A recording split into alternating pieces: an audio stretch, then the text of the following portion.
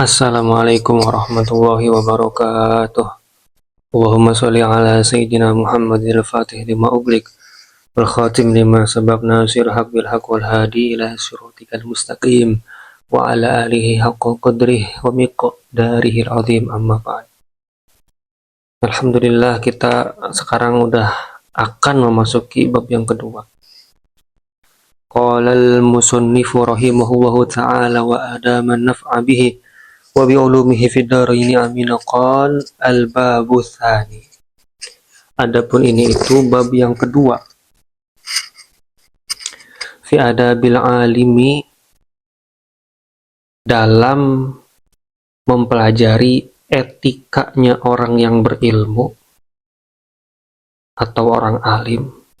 Fi nafsihi, pada dirinya orang alim. Fi nafsihi, pada dirinya orang alim. Wa mura'ati talibihi, dan etika membersamai muridnya orang alim.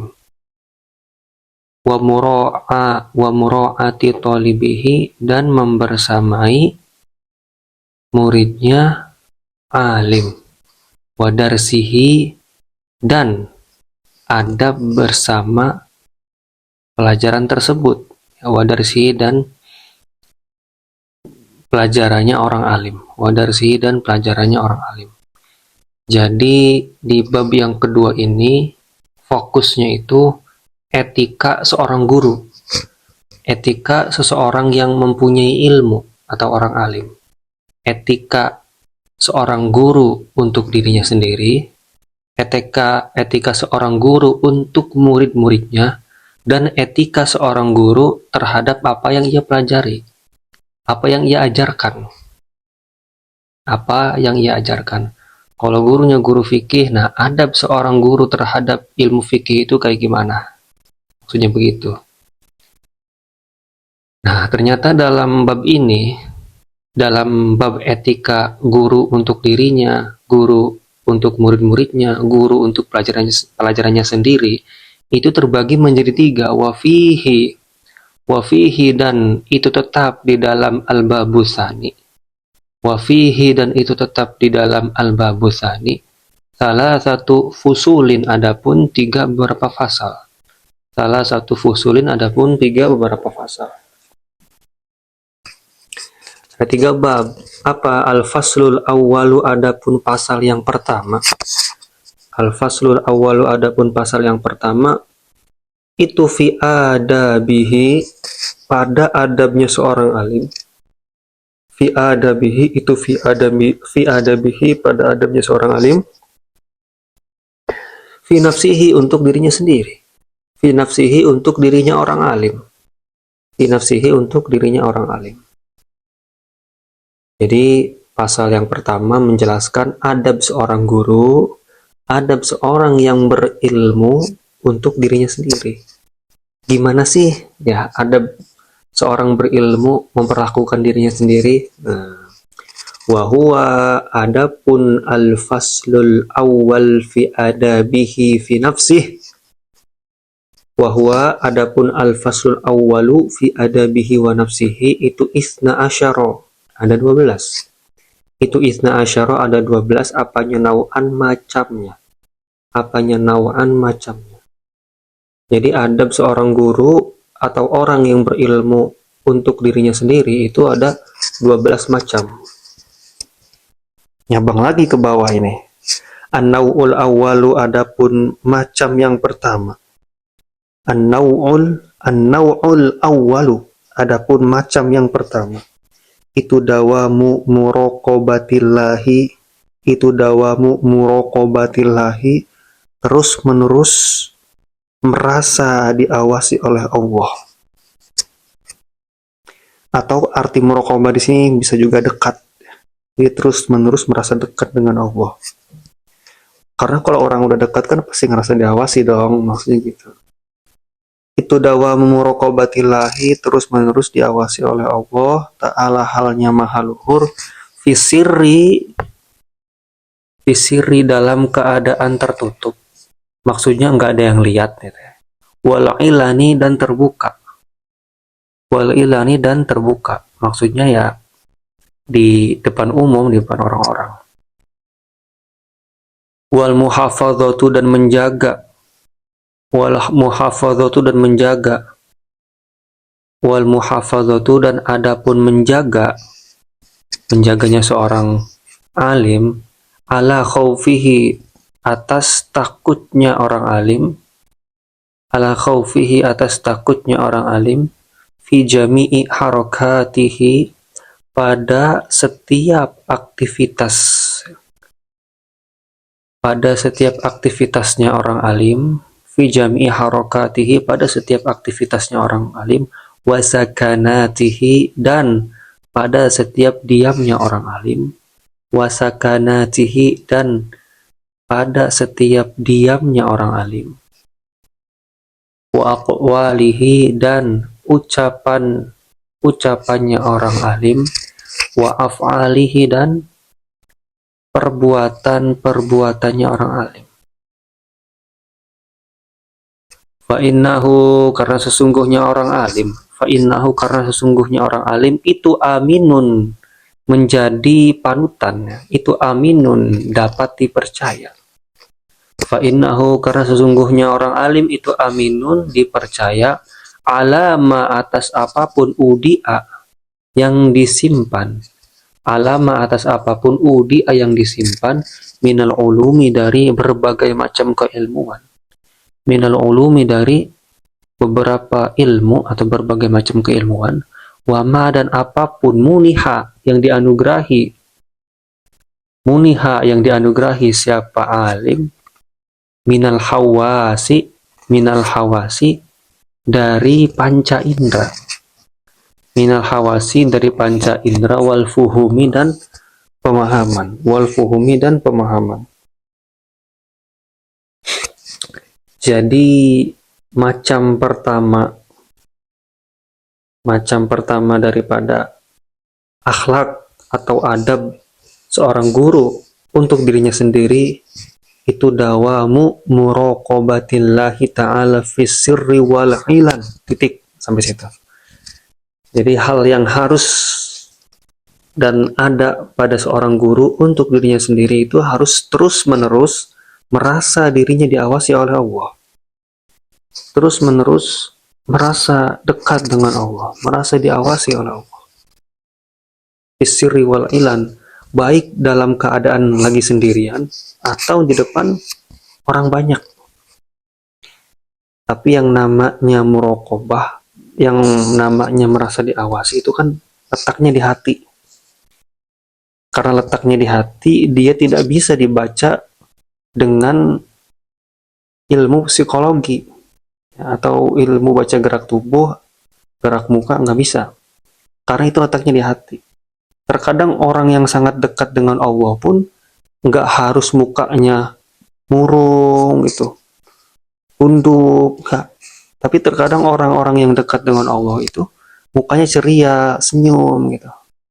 Jadi ini letaknya di hati. Cuman ya, walaupun letak muraqabah atau merasa diawasi oleh Allah itu dalam hati, terkadang apa yang ada di hati itu terkadang terpancarkan lewat wajah gitu. Terpancarkan lewat wajah.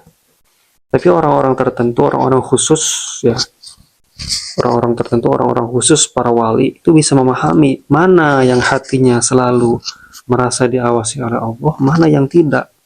Dan itu tidak terikat dengan pakaian.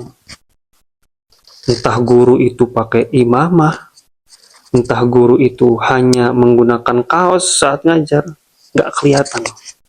Intinya etika seorang yang alim untuk dirinya sendiri, dalam hatinya itu harus senantiasa merasa diawasi oleh Allah. Wal muhafadzatu ala khaufihi fi jami'i harakatihi wa sakanatihi wa aqwalihi wa af'alihi. Terus juga orang yang alim itu mampu menjaga rasa takutnya. Artinya bukan ketakutan ya, artinya dia tuh harus hati-hati dalam segala tindakan, dalam aktivitasnya, dalam diamnya, dalam ucapannya, dalam perbuatannya itu harus hati-hati. Karena kehati-hatian inilah bentuk dari khauf. Ya, khauf, takut terjadi suatu hal yang tidak baik. Jadi was-was guru itu. Karena jadi seorang yang alim, jadi seorang guru itu jadi qudwah, panutan. Fa innahu aminun ala ma'udi aminal ulumi wa ma muniha minal hawasi wal fuhumi. Karena orang yang berilmu atau orang yang alim itu, dia itu punya jabatan sebagai al-amin. Ya, al-amin. Dia itu punya makom itu dapat dipercaya orang. Dapat dipercaya orang. Simpelnya ketika ada pengemis dan seorang guru matematika, secara umum pun orang bisa menilai mana yang dapat dipercaya. Pasti seorang guru secara umum ya, tapi ini secara umum, tidak semuanya kayak gitu. Jadi orang yang berilmu itu, dia itu amin. Terpancar dari dirinya itu orang yang dipercaya. Nah, karena dia terpancar atau sudah diakui orang yang terpercaya, wa mamuniha minal hawasi wal fuhum. Oleh karenanya, Allah mempercayakan kepada seorang guru itu dianugerahi panca indera yang sempurna. Maksudnya sempurna ini ya semuanya lengkap gitu. Wal fuhumi, dan suatu pemahaman. Ketika Allah Subhanahu wa taala udah menakdirkan seorang itu menjadi orang yang alim, seorang guru, di situ juga Allah mengamanahi al-hawas, panca indera. Matanya bisa melihat dengan sempurna, telinganya bisa mendengar, wal fuhum, dan pemahaman.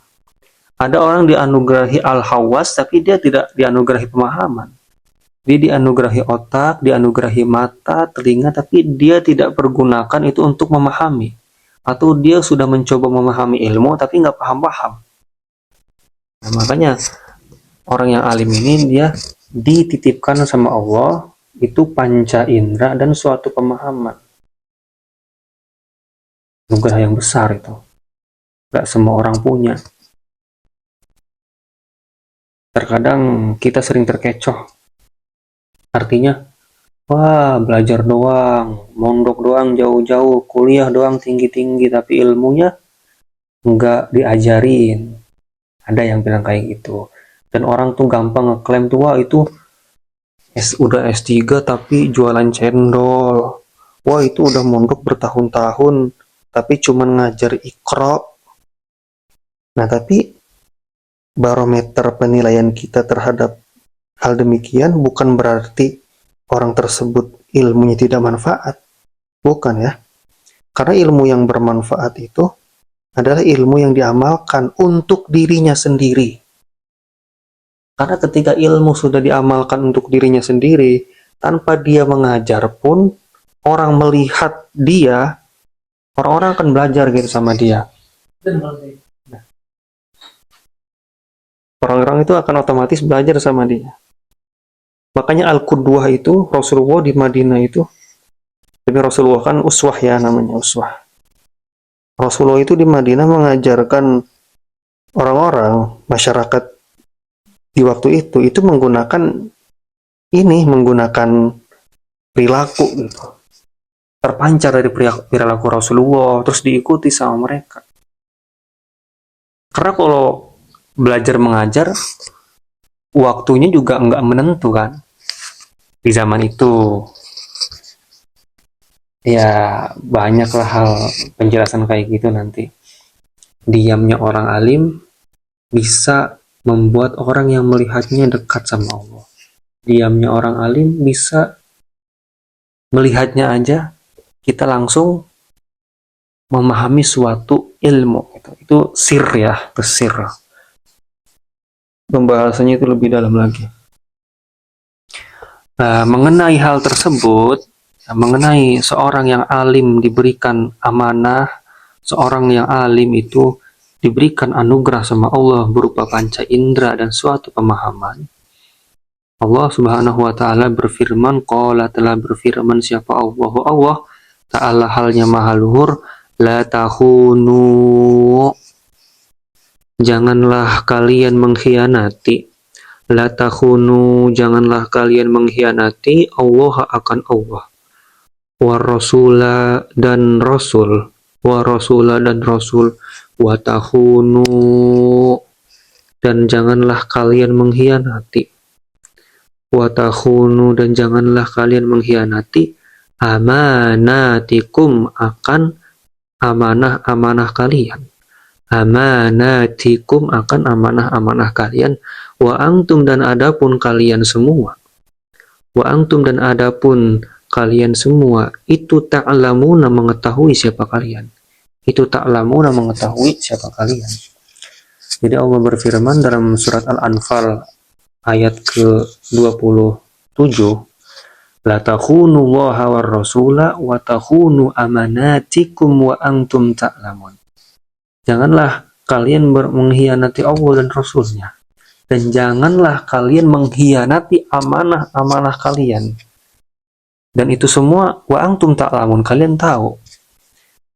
Orang yang alim, para ulama itu diamanahi sama Allah berupa al-hawas, berupa panca indera dan pemahaman. Oleh karena itu amanah tersebut gunakanlah dengan baik, jangan digunakan hal-hal yang tidak benar. Jadi Allah menegaskan jangan mengkhianati amanah yang diberikan oleh Allah. Karena amanah udah diberikan, makanya kita harus orang yang berilmu itu harus merasa diawasi sama Allah. Jangan lupa ini amanah dikasih sama Allah. Ketika kita ditakdirkan Allah mondok, ketika kita ditakdirkan sama Allah memahami suatu ilmu, disitulah letak Allah itu memberikan amanah. Lah amanah itu jangan dikhianati. Jaga amanah itu. Nanti penjelasannya ada nih di depannya. Wa qala, dan telah berfirman siapa Allah Ta'ala halnya maha luhur, bima dengan apapun,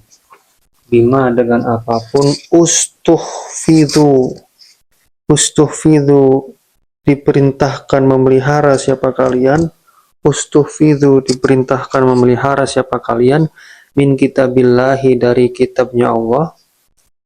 Wakanu, dan ada siapa kalian, alaihi, atas kitabnya Allah, itu syuhada'a, saksi-saksi, fala takhshaw, maka jangan takut siapa kalian, annasa, akan manusia, wakhshawni, dan takutlah ni akan diriku, wakhshaw, dan takutlah ni akan diriku. Jadi Allah juga berfirman, bimastuhfidhu min kitabillahi wa kanu alaihi syuhada fala takhshawun nasa wakhshawni. Yang lengkapnya itu inna anzalna taurata fiha hudan wa nura yahkumu bihan nabiyyuna alladhina aslamu lilladzina hadu warrabbaniyuna wal ahbar bimastuhfidhu min kitabillahi wa kanu alaihi syuhada wala takhshawun nasa wakhshawni wala tashtaru bi ayati thamanan qalila wa man lam yahkum bima anzalallahu faulaika humul kafirun. Ini potongan ayat bimastuhfidhu min kitabillahi wa kanu alaihi syuhada'a fala yakhshawun nasa wakhshawni. Bimastuhfidhu, dengan dijaganya kitab Allah, maksudnya tidak menyelewengkan maknanya, mengamalkan ilmunya. Ini sangkut pautnya di atas ini masalah pengkhianatan. Jadi gimana sih supaya ilmu itu tidak jadi khianat gitu. Ketika seorang itu sudah diberi pemahaman oleh Allah berupa panca indera dan suatu pemahaman, maka dia menjadi alim, menjadi orang yang berilmu. Itu jangan sampai apa yang telah diamanahi oleh Allah itu menjadi malapetaka.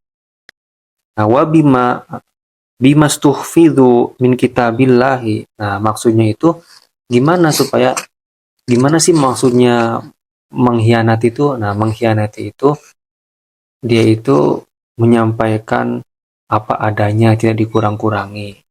Maksudnya tidak berkhianat, maksudnya tidak berkhianat itu orang itu menyampaikan apa adanya, nggak dikurang-kurangi.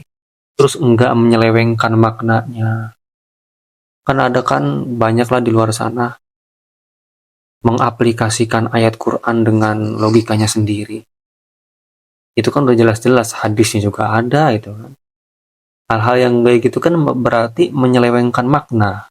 Nah, kalau udah menyelewengkan makna begitu, dia khianat berarti. Khianat.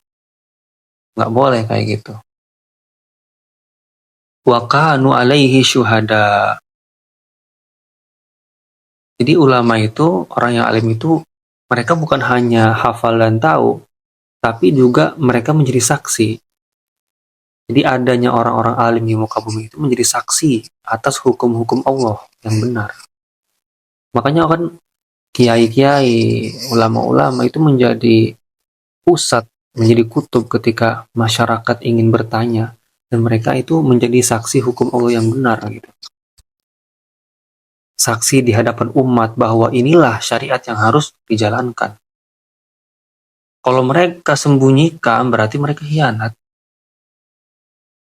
Maksudnya sembunyikan itu ada orang nanya nggak dikasih tahu, atau ada orang nanya diselewengin. Nah, mereka itu khianat kalau kayak gitu. Fala takhshawun nasa wakhshawni. Ini pesannya jelas. Jadi seorang yang alim itu jangan takut pada manusia ketika ia akan menyampaikan kebenaran. Takut hanya kepada Allah walaupun resikonya dimusuhi atau ditinggalkan jamaah. Jadi ilmu itu adalah sebuah amanah. Ulama Bani Israel dulu itu diperintahkan untuk menjaga Taurat. Jadi ayat Al-Maidah 44 ini itu tentang Taurat ya. Nah, ulama dan penuntut ilmu juga diperintahkan untuk menjaga amanah tersebut. Nah, termasuk ilmu itu dikhianati ketika orang itu menggunakan ilmu itu untuk status, menggunakan ilmu itu untuk gelar, menggunakan ilmu itu untuk kepentingan pribadi. Maka itu ilmunya khianat, jadi bumerang dia. Dia belajar kuliah sampai doktor sampai profesor, tapi niatnya karena status gelar, nah, itu mau nggak mau, terima nggak terima, itu udah khianat sebenarnya. Kan ada kan, ya bahkan ya adalah yang bilang gitu ya. Ada yang bilang, oh sekarang mah zaman sekarang kalau pengen omongannya didengar, tuh minimal harus S2 dulu atau S3 dulu atau profesor. Jadi kalau pengen jadi kiai yang didengar suaranya oleh umat itu harus punya gelar dulu. Nah, makanya santri itu nyari gelar tuh gila-gilaan gitu. Supaya nanti suaranya didengar, itu salah juga. Karena bagaimanapun proses itu tidak akan mengkhianati hasil. Maksudnya apa? Maksudnya apa yang dilakukan dengan cara yang tidak baik, ya efeknya nggak bakal baik. Walaupun dia punya niat baik, ingin ajarannya didengar oleh umat, tapi proses dia ingin kuliah, mengejar gelar segala macam itu kan salah tuh. Itu kan salah kan untuk status. Nah itu prosesnya nggak baik, ya nanti hasilnya bakal nggak baik. Jadi kalau emang pengen kuliah, ya udah kuliah aja nyari ilmu. Gak usah macam-macam nyari gelar. Ya ini juga nasihat buat diri saya sendiri, karena diri saya merasakan hal seperti ini. Ketika orang mencari ilmu, tujuannya untuk gelar agar didengarkan di masyarakat, itu prosesnya itu udah salah. Kalau prosesnya udah salah begitu, kedepannya ya makin salah. Ya makin salah nanti gelar atau status dia gunakan untuk menjatuhkan atau menganggap dirinya lebih alim dari yang lain. Wah, waliyadu billah. Waliyadu billah. Waqala dan telah berkata Siapa Asy-Syafi'i? Imam Syafi'i Muhammad bin Idris Asy-Syafi'i. Apa kata Imam Syafi'i? Laisa, bukanlah apa al ilmu suatu ilmu, ma akan apapun, ma akan apapun, hufidho yang dihafalkan, apa ma? Hufidho yang dihafalkan, apa ma? Al ilmu, adapun ilmu itu ma apapun, itu ma apapun, nafa'a yang memberi manfaat, apa ma? Nafa'a yang memberi manfaat, apa ma? Wa min dzalika, dan dari sebab itu, wa min dzalika, dan dari sebab itu, wa min dzalika, dan itu tetap dari sebab itu, dawa musakinati, adapun terus dalam ketenangan. Dawa musakinati, adapun terus dalam ketenangan. Wal waqari, dan berwibawa. Wal khusyu'i, dan khusyuk, fokus. Wat tawaddu'i, dan rendah diri. Lillahi, kepada Allah. Wal khudu'i, dan tunduk pasrah. Wal khudu'i, dan tunduk pasrah. Nah, ini kata Imam Syafi'i. Apa kata Imam Syafi'i? Imam Syafi'i bilang, laisal ilmu ma hufidho, al ilmu ma nafa. Titik sampai situ. Jadi kata Imam Syafi'i, ilmu itu bukan apa yang dihafalkan. Ilmu itu bukan apa yang kita hafalkan. Kita menghafalkan Al-Quran itu bukan ilmu. Kita menghafalkan dasar-dasar ilmu nahwu, jurumiyah, imriti, alfiyah, itu bukan ilmu. Kita menghafalkan grammar, Inggris, segala macam, itu bukan ilmu. Tapi apa kata Imam Syafi'i? Ilmu itu manafa. Ilmu itu apa yang bermanfaat. Ketika dia sudah bermanfaat, itu layak disebut ilmu. Contoh, kita ngapalin jurumiyah. Itu bukan ilmu. Kita paham kitab jurumiyah. Itu bukan ilmu. Nah, ketika jurumiyah yang kita pahami ini kita ajarkan kepada orang lain, dan orang lain itu menerima manfaatnya, itu baru disebut ilmu. Nah, inilah kata Imam Muhammad bin Idris Asy-Syafi'i radhiyallahu anhu wa ardhah. Nah, lalu dilanjut lagi nih, ini kata Syekh Ibnu Jamaah, kata beliau, wa min dzalika dawamu sakinati wal waqar wal khusyu'i wa tawaddu'i lillahi wal khudu. Dengan apa yang dijelaskan Imam Syafi'i bahwasanya ilmu itu apa yang bermanfaat, nanti efek samping daripada itu dawa musakinati wal waqar. Nah, dawa musakinati wal waqar. Dia akan terus-menerus merasa dirinya tenang. Merasa tenang. Wal waqar, dan penuh kewibawaan. Jadi orang melihat dia itu penuh wibawa. Itu efek dari pada ilmu yang bermanfaat. Wal khusyu', tentunya dia mampu untuk fokus. Wat tawaddu'i lillah, dan orangnya itu nanti dia merasa dirinya itu rendah diri. Nggak mungkin angkuh, karena tawaddu ini antonim dari takabur. Orang yang sudah punya ilmu, tentunya sudah punya ilmu, ini versinya Imam Syafi'i tadi. Ilmunya mampu dia manfaatkan, itu nanti hasilnya akan dia itu merasa tawaddu. Nggak bakal sombong dia. Wal khudu'i, dan rendah. Tunduk di hadapan Allah. Kalau tawaddu ini kan dia kan merasa nggak bisa apa-apa di hadapan Allah, bukan makhluk. Wal khusyu ini fokus. Kalau khudu dia tunduk. Kalau khudu tuh dia tunduk, pasrah dengan apa yang Allah berikan. Makanya kalau orang yang punya ilmu itu dia itu nggak neko-neko, nggak maksain gitu. Ini nggak paham suatu ilmu, ya udah, kalau nggak paham udah nurut aja. Mungkin emang nggak diberi rezeki paham, tapi terkadang paham itu datang sendiri. Wa mimma, dan dari apa-apa, kata yang telah menyampaikan kataba yang telah menulis, siapa malikun malik, siapa malikun malik, ila rosyidi kepada ar-rosyid, ila rosyidi kepada ar-rosyid, idza apabila alim tak mengetahui siapa kamu, ilman akan suatu ilmu, falyuro maka seharusnya, falyuro maka seharusnya menjaga, falyuro maka seharusnya menjaga, alaika atas dirimu, alaika atas dirimu apa atharuhu, pengaruh ilmu tersebut, apa atharuhu, pengaruh ilmu tersebut, wasakinatuhu dan ketenangannya ilmu, wasakinatuhu dan ketenangan ya, tenang, wasakinatuhu dan ketenangannya ilmu, wasamtuhu dan pembawaannya ilmu, wawaqaruhu dan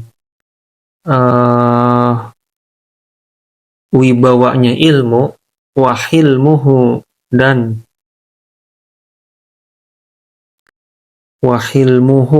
santunnya ilmu. Hilm itu sopan santun, wahilmuhu dan sopan santunnya terhadap ilmu, liqaulihi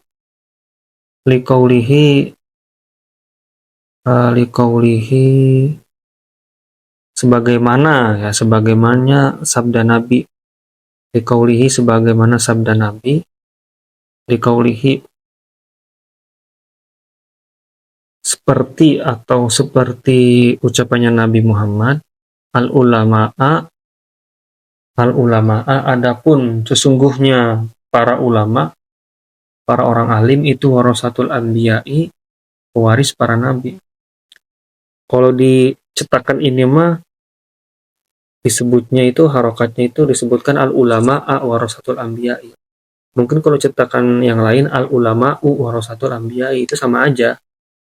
Kenapa dibaca al-ulama'a? Karena emang ini ada yang dimahdhuf. Karena redaksi asli hadisnya itu ada innanya, makanya harokatnya jadi fathah. Oke. Wa mimma, dan dari apa-apa kataba yang telah ditulis atau telah disampaikan, siapa Malik bin Anas. Malik bin Anas ini bukan sahabat. Ini seorang imam mazhab Maliki, Imam Malik, orang Madinah, Imam Malik bin Anas. Ila Rosyidi kepada Rosyid, Harun ar-Rasyid, Khalifah Abbasiyah yang terkenal. Apa yang disampaikan atau yang ditulis Imam Malik kepada Harun ar-Rasyid? Idza alimta ilman, jika engkau ingin mengetahui suatu ilmu, falyura alaika atharuh, maka seharusnya engkau dapat melihat pengaruhnya. Jadi pengaruh terhadap ilmu itu kelihatan gitu. Ketika ada si A yang berilmu, lihat pengaruhnya ada enggak. Kalau dia enggak ada pengaruhnya, dia belum sah dikatakan yang berilmu. Nah, kata Imam Malik begitu. Jadi ketika kita ingin melihat orang itu berilmu atau tidak, lihat sekitarnya, lihat lingkungannya. Apakah lingkungannya sudah menggambarkan seorang yang berilmu? Kalau udah, ya berarti itu orang yang berilmu.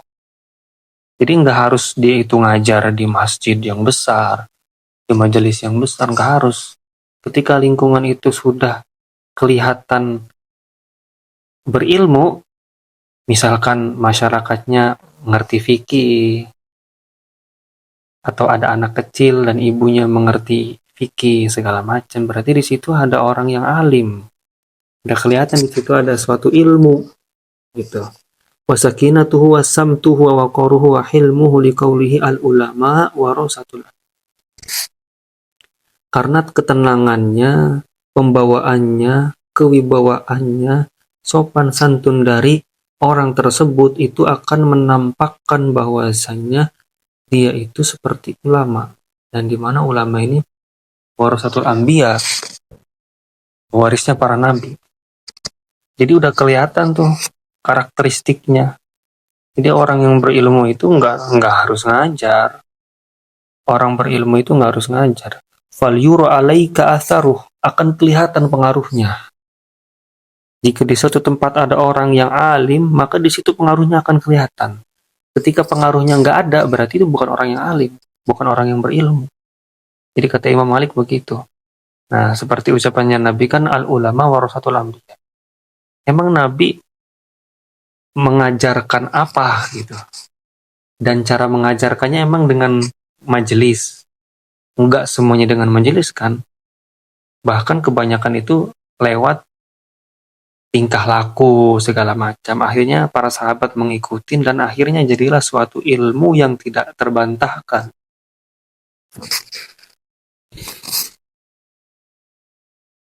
Waqala dan telah berkata siapa Umaru Sayyidina Umar bin Khattab radhiyallahu anhuma Umar bin Khattab. Waqala dan telah berkata siapa Umar bin Khattabi atau waqala telah berkata siapa Umaru Sayyidina Umar radhiyallahu anhu, Allamu pelajarilah kalian al ilma akan suatu ilmu, wa ta'allamu dan pelajarilah siapa kalian lahu terhadap ilmu. Ta'allamu pelajarilah siapa kalian al ilma akan ilmu, ta'allamu dan pelajarilah siapa kalian lahu bagi itu tetap bagi ilmu. Enggak. Wa ta'allamu dan pelajarilah siapa kalian lahu bagi ilmu as-sakinata akan ketenangan wal waqara dan kewibawaan. Maf'ul min ajlih. Jadi kata Sayyidina Umar, kalian carilah ilmu, belajarlah ilmu yang membuat atau belajarlah ilmu yang membuat kalian nantinya itu bisa merasakan ketenangan dan wibawa. Sebab ya. Jadi maf'ul min ajli itu carilah ilmu yang dapat menyebabkan kalian ini merasa tenang dan berwibawa. Kata Sayyidina Umar. Maksudnya kalau nyari ilmu ya diamalkan. Kalau nyari ilmu doang, dihafalkan doang, dipahami doang, itu belum jadi ilmu.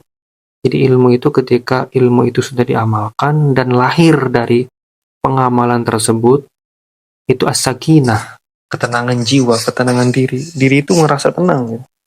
Banyak orang yang berilmu tapi nggak tenang, yaitu karena belum manfaat ilmunya. Dia tenang, orang ngelihat dia berwibawa. Nah itu, cari ilmu yang bisa bikin kayak gitu, kata Sayyidina Umar. Itu dengan cara diamalkan. Wa anis salafi dan itu tetap daripada ulama salaf. Ya, wa anis salafi dan itu tetap dari ulama salaf. Hakun adapun kebenaran. Hakun adapun hak alal alimi terhadap orang alim. Alal alimi terhadap orang alim. Itu an yatawadu'a agar rendah diri siapa orang alim. Itu an yatawadu'a agar rendah diri siapa orang alim. Lillahi kepada Allah. Lillahi kepada Allah. Isirrihi dalam tertutupnya orang alim. Isirrihi dalam tertutupnya orang alim. Wa alaniyatihi dan terbukanya orang alim. Wa alaniyatihi dan terbukanya orang alim. Wa yahtarisa dan menjaga. Wa yahtarisa dan agar menjaga siapa orang alim min nafsihi dari dirinya. Wa yaqafu dan berhenti siapa orang alim menahan ya. Wa yaqafu dan menahan berhenti siapa orang alim amma dari apa-apa ashkala yang tidak berguna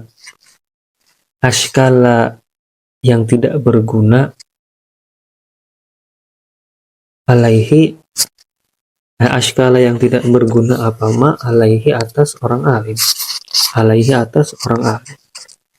Jadi kata ulama salaf, haknya orang alim itu atau hal yang harus dimiliki orang yang berilmu itu dia itu tawadu.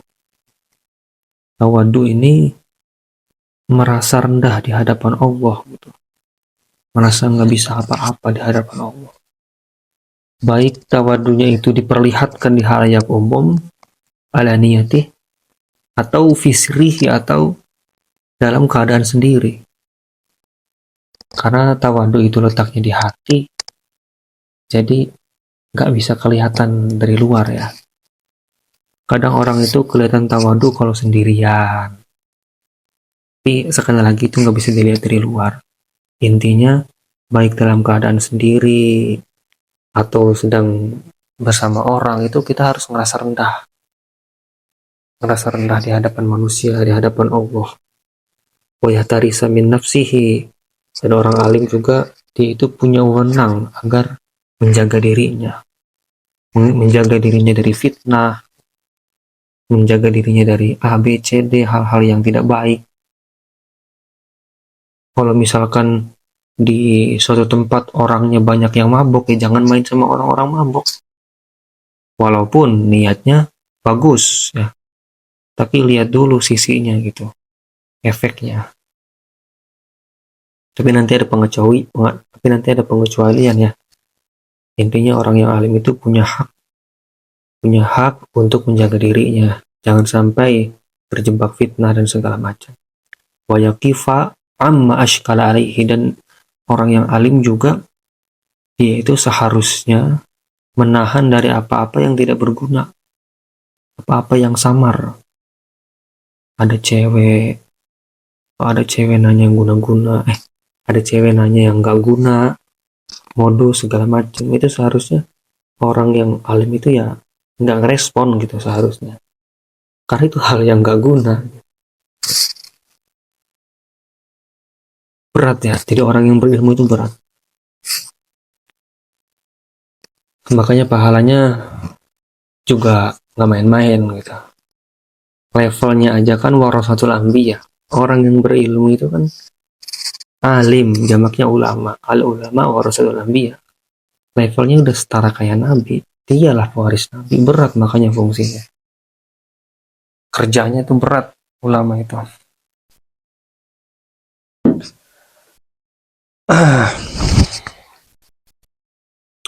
Asani, adapun yang kedua daripada adabnya orang yang berilmu untuk dirinya sendiri. Yang pertama kan tadi adabnya seorang ilmu untuk dirinya sendiri, yaitu dia harus muraqabah lillah. Dia harus merasa dirinya diawasi oleh Allah. Sekarang yang kedua, apa adabnya seorang yang alim, seorang guru untuk dirinya sendiri? Itu an yasuna, agar menjaga siapa alim. Itu an yasuna, agar menjaga siapa alim, al ilma, akan ilmu. Kama, seperti apa-apa sona yang menjaga hu, akan ilmu, siapa ulama usalafi, para ulama salaf. Wa yakumu, dan berkhidmah. Wa yakumu, dan menegakkan lahu, bagi ilmu. Wa yakumu, dan menegakkan siapa orang alim, lahu, bagi ilmu, bima, dengan apapun ja'ala yang telah menjadikan hu, akan ilmu, siapa Allah. Ja'ala yang telah menjadikan hu, akan orang yang alim, siapa Allah ta'ala, halnya maha luhur siapa Allah, lahu, bagi ilmu, minal izzati, dari kemuliaan, wasyarafi, dan kehormatan, fala yudhillu, maka tidak merendahkan,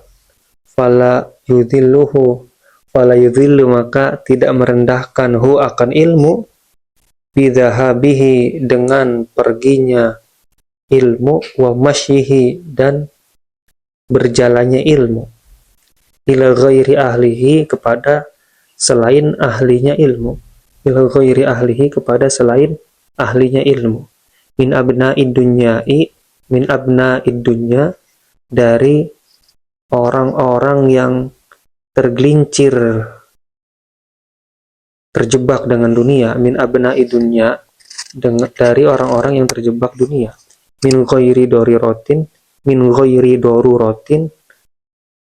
dari sebab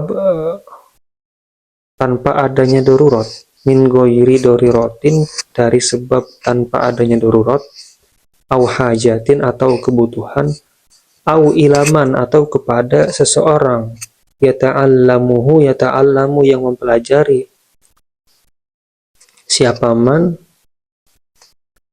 hu akan ilmu, minhu dari man, minhum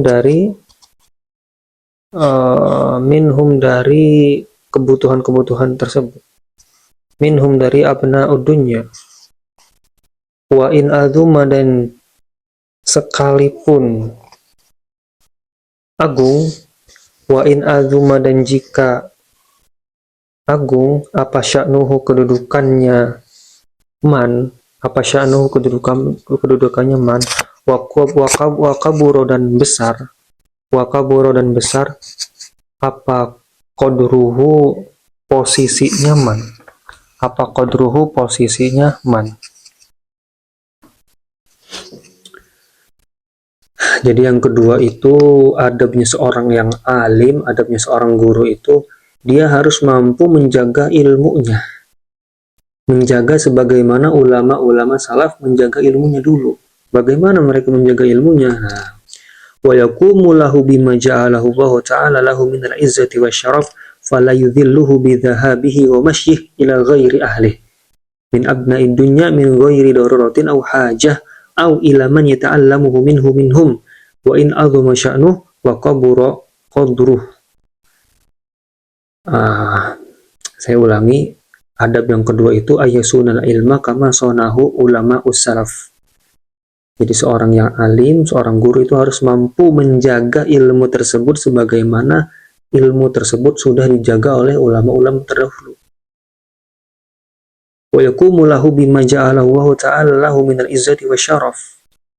Ulama-ulama dulu itu mampu, bukan begitu. Maknanya bukan begitu. Jadi orang yang alim itu juga mampu menegakkan, menjadikan bahwa ilmu itu sebuah yang izzah, sebuah kemuliaan, dan asyaraf, kemuliaan, asyaraf, kehormatan. Jadi ilmu itu sebuah kemuliaan dan kehormatan, fala yudhilluhu, maka jangan dihinakan ilmu tersebut, bidhahabihi wa masyihi ila ghairi ahlih.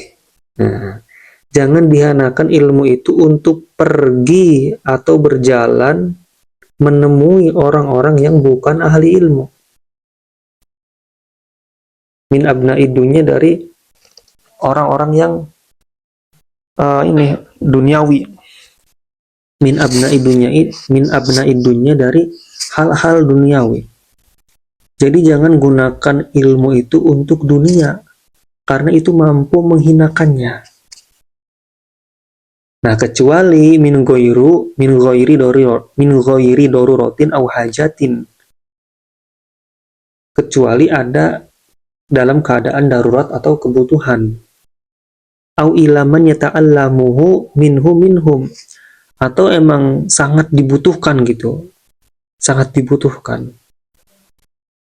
Jadi selagi perkara itu tidak darurat, selagi perkara itu tidak merupakan prioritas kebutuhan gitu, itu jangan sampai ilmu itu didatangkan, atau ilmu itu kita gunakan kepada kita mainkan untuk orang-orang yang ahli dunia.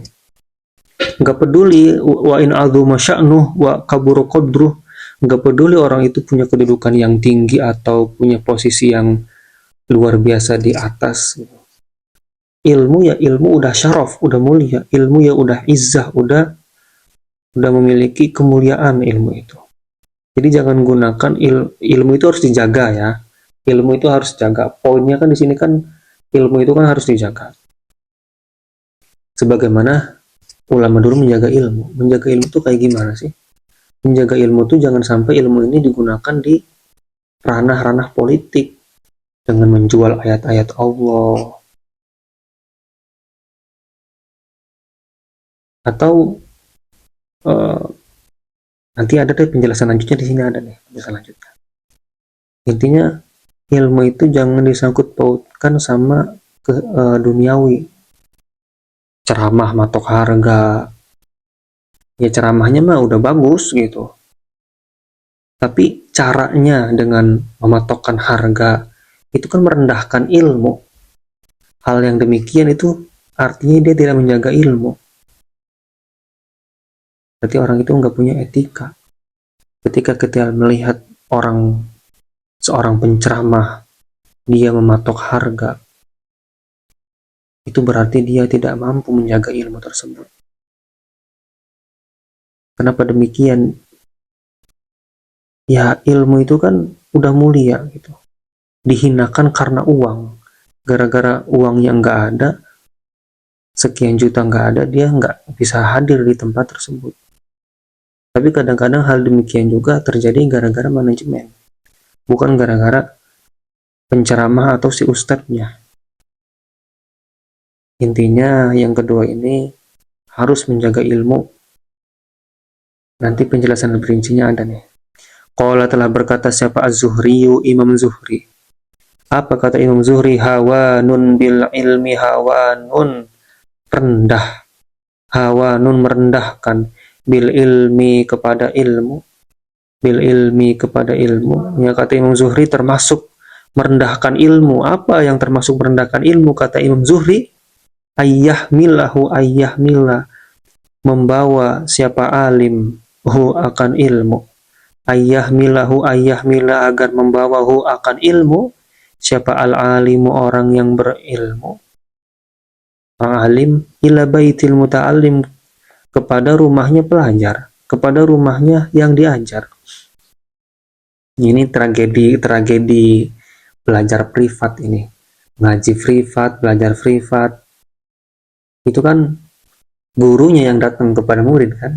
Nah, kata Imam Zuhri, hal yang demikian hawanun bil ilmi termasuk merendahkan ilmu.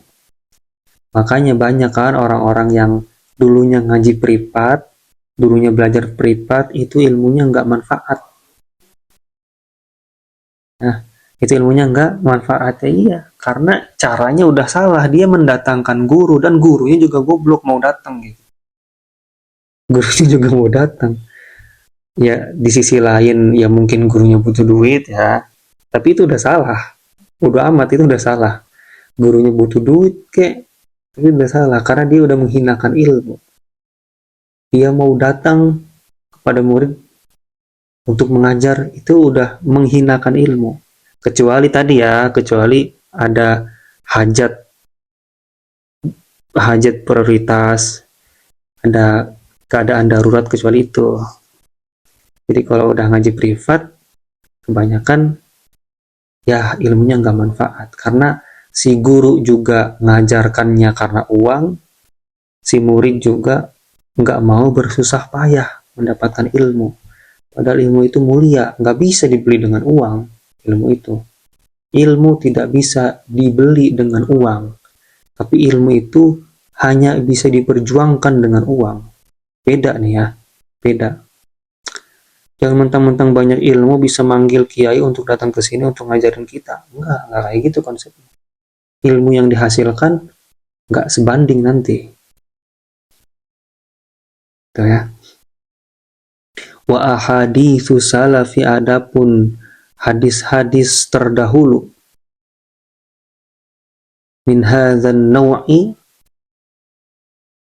dari bagian ini, fi hadzal naw'i, dari bagian ini, itu kasiratun banyak.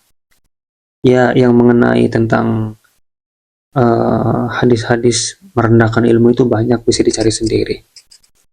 Cuman yang saya sebutkan tadi itu yang terjadi di masyarakat sekarang aja secara umum, bahwa kita itu harus menjaga ilmu. Ilmu itu sudah mulia, ilmu itu sudah luhur, maka jangan dihinakan, Jangan mengotori ilmu tersebut. Mengotori dengan apa? Mengotori dengan cara ilmu itu didatangkan kepada para pejabat. Dia datang nih, diundang pejabat. Tugasnya buat nyeramahin orang supaya milih dia. Nah, itu kan udah menghinakan ilmu. Wal'iyadzubillah. Atau kata Imam Zuhri lebih rinci lagi, orang-orang yang ngaji privat nih. Orang-orang yang ngaji privat itu udah menghinakan ilmu, baik gurunya maupun muridnya, dua-duanya itu udah menghinakan ilmu. Tapi karena di sini konteksnya itu hanya buat guru, ya, karena kita kan dalam bab alim, adab seorang yang alim kepada dirinya. Berarti seorang guru itu jangan menerima privat. Kenapa demikian? Karena itu hawanun bil ilmi, karena itu dapat merendahkan ilmu. Nggak boleh merendahkan ilmu. Kecuali tadi dalam keadaan darurat atau hajat. Nanti ada tuh penjelasannya tuh. Nanti ada penjelasannya.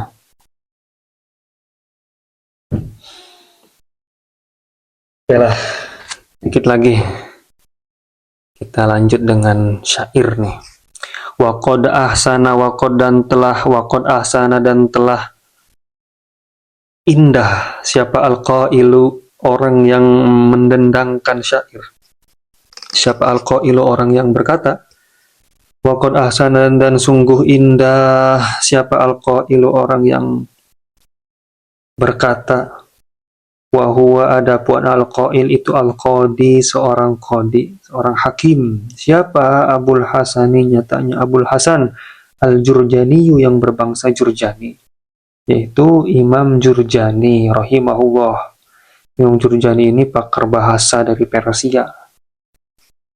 Kalau di ilmu balaghah ini terkenal di Imam Jurjani.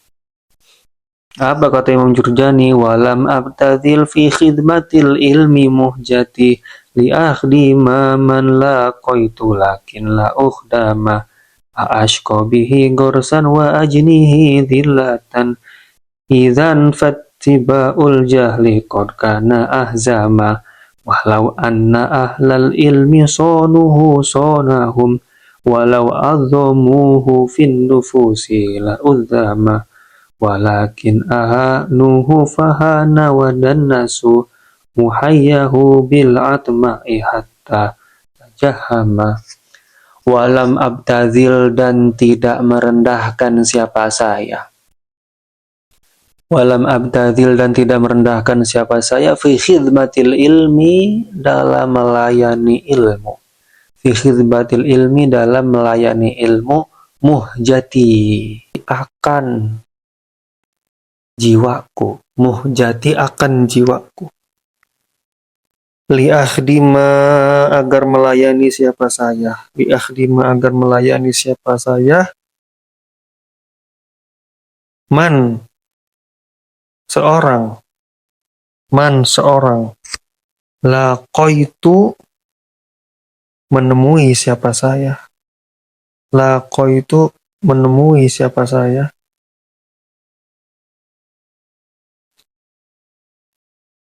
Man akan orang, ya maf'ul teman-teman, akan orang, laqaitu telah menemui siapa saya.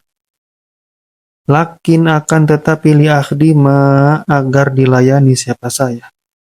Li akhdima, agar dilayani siapa saya.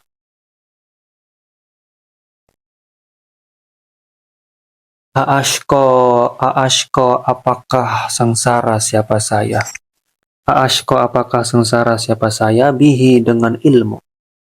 Bihi, dengan ilmu. Ghorsan, dengan menanam. Ghorsan, dengan sebab menanam.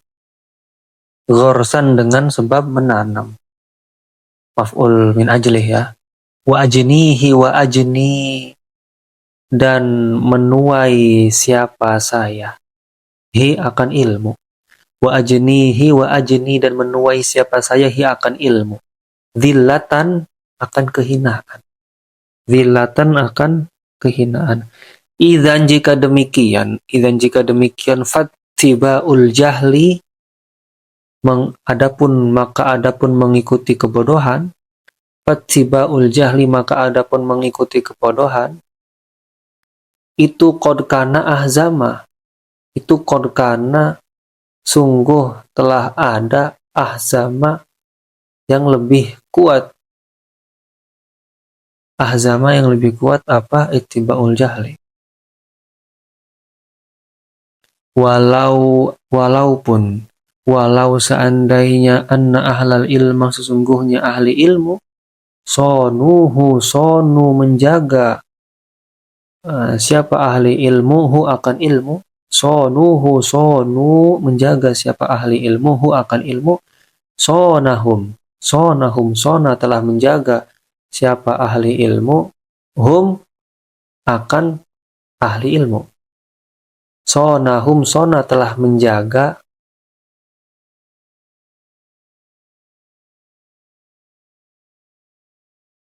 sona telah menjaga hum akan ahli ilmu. Sona, nih gini. Sonuhu ya, dari sonuhu dulu. Sonu telah menjaga siapa ahli ilmu hu akan ilmu. Sona telah menjaga akan ilmu hum, siapa ahli ilmu. Siapa hum? Ahli ilmu. Walau seandainya adzomuhu mengagungkan siapa mereka, mengagungkan siapa mereka, hu akan ilmu. Innufusi dalam jiwa-jiwa. La'udzama niscaya diagungkan apa? Ilmu. La'udzama niscaya diagungkan apa? Ilmu.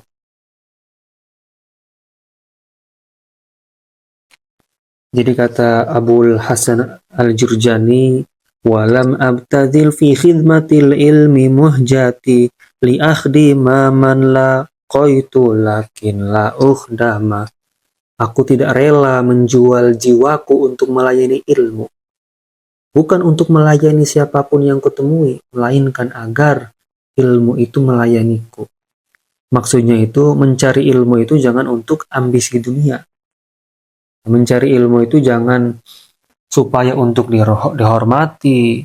Mencari ilmu itu supaya nanti bisa diundang kemana-mana, dipuji-puji. Atau mencari ilmu itu niatnya buat dimanfaatkan orang nanti. Saya mau belajar yang rajin ke luar negeri, misalnya ke Mesir.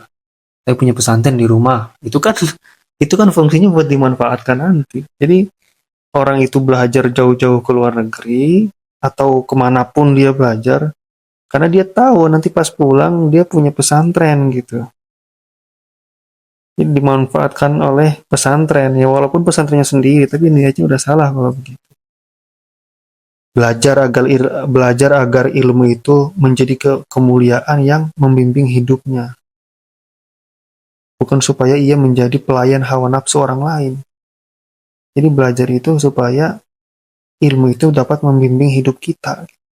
Jangan sampai kita belajar untuk melayani orang lain. Jadi kalau untuk melayani orang lain, jadinya hina. Kita rela ngajarin orang, kita datengin gitu. Padahal orang yang kita datengin itu mampu datang ke kita. Itu salah satu menghinakan ilmu.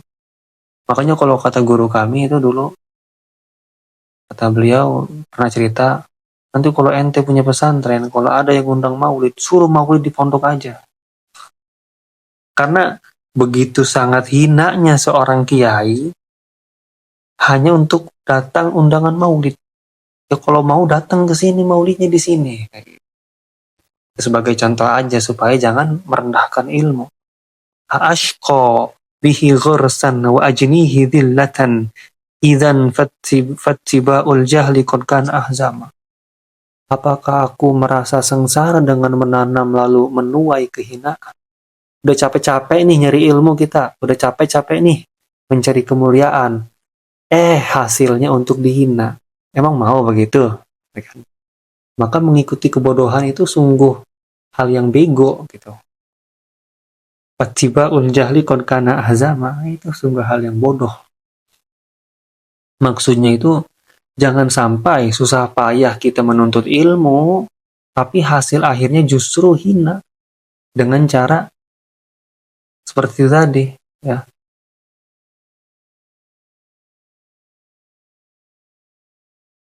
Dengan cara menghinakan ilmu itu banyak ya. Dengan cara menjadi guru privat. Belajar bertahun-tahun, profesinya jadi guru privat. Merendahkan ilmu itu. Waliyahzubillah. Jadi syair ini mengatakan kurang lebih begini. Orang bodoh yang tidak belajar, orang bodoh yang tidak belajar sekalipun, itu malah lebih jelas jalannya daripada ia tidak mengorbankan diri lalu jatuh hina. Enggak, bukan begitu. Karena orang yang bodoh tersebut, dia enggak mengorbankan dirinya terus hina.